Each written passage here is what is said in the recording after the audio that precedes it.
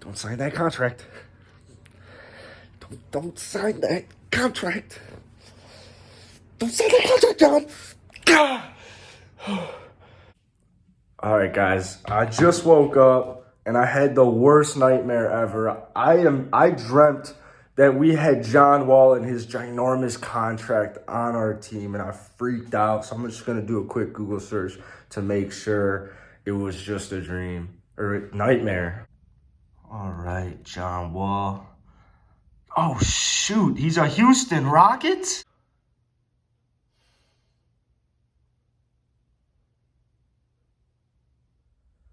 Well, unfortunately, it was not a nightmare, and it was reality for us Houston Rocket fans. Kemba Walker got signed by the Knicks today and bought out by the Oklahoma City Thunder. And that gives me actually a lot of hope that teams are starting to get desperate. Not the Knicks, not the Thunder, but it gives me a hope that at this point in free agency, you've got, by the time you're watching this video, Spencer Dinwiddie might be on the Wizards. Dennis Schroeder might be gone. And so that kind of leaves like Reggie Jackson on the free agency market. And if I'm a team like the Los Angeles Clippers and I have contracts like Morris, Leonard, guys who might interest the Rockets like Zubats, I have a bundle of players and I need a third star. I need a second star for this season so we don't completely suck because our best player is out.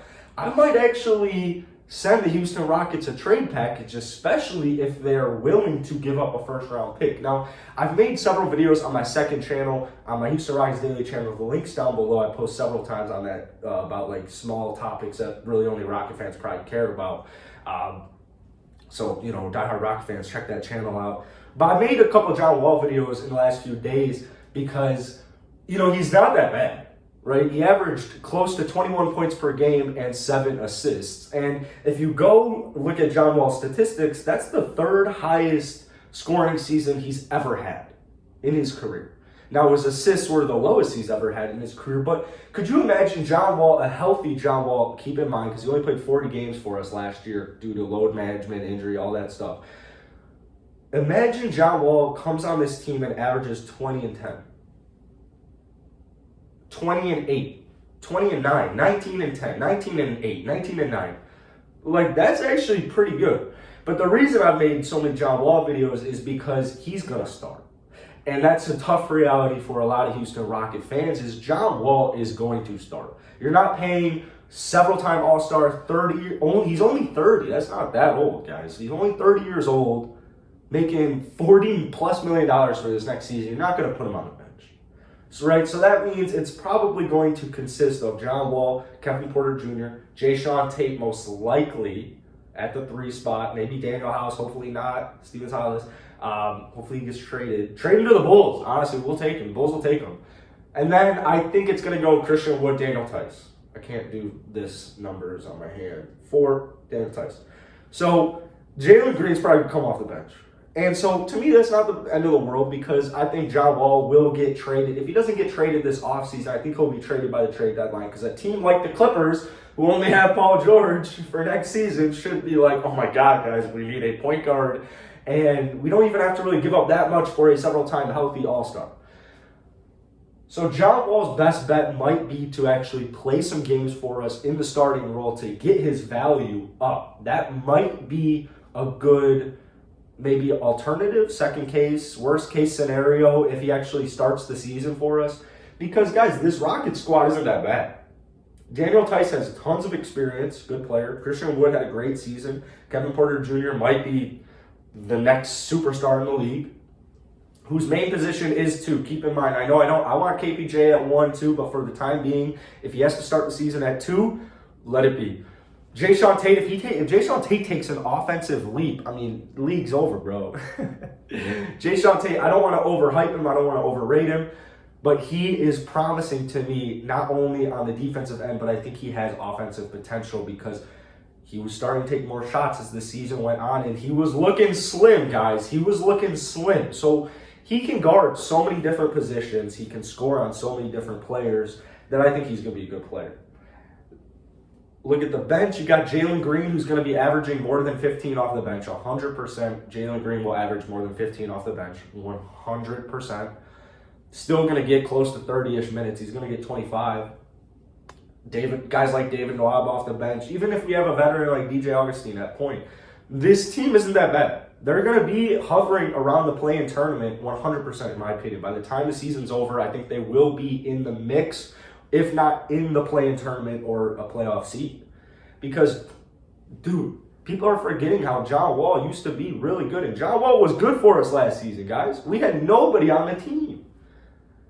James Harden gave us, 11 games? I mean, that's not enough to figure it out, dude. John Wall literally got traded right before the season started. Like, you need more than 11 games with a brand new roster, with a brand new coach to figure it out. So, this Rocket squad might surprise a lot of people next season, and I think that this might be a legitimate reality, real case scenario. John Wall doesn't get traded in the offseason. Stone holds on to him, holds on to Eric Gordon, lets them build their value, and gets even more value for him.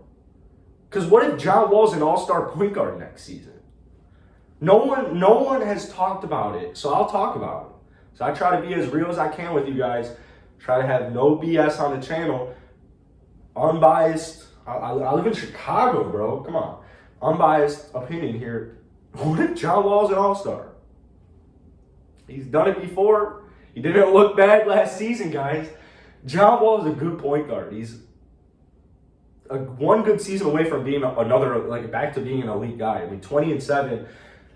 There's a certain thing. First off, Houston doesn't get enough love from the media. And second off, Houston doesn't get enough love from the media. So, yeah, Houston was the worst team in the NBA, and nobody except Houston beat writers were talking about them because I guess why would you?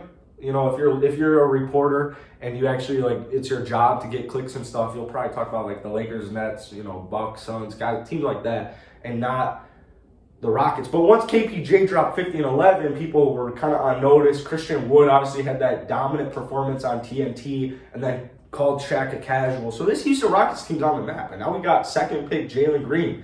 I mean, that's dope, guys. This Houston Rockets team, I think, is going to surprise a lot of people. The Daniel Theis signing, to me, it's funny because when I first made the video, I was, bashing it. We lost Kelly Olynyk and we got a better defensive piece. We got a better fit. I was wrong. I think I'm wrong.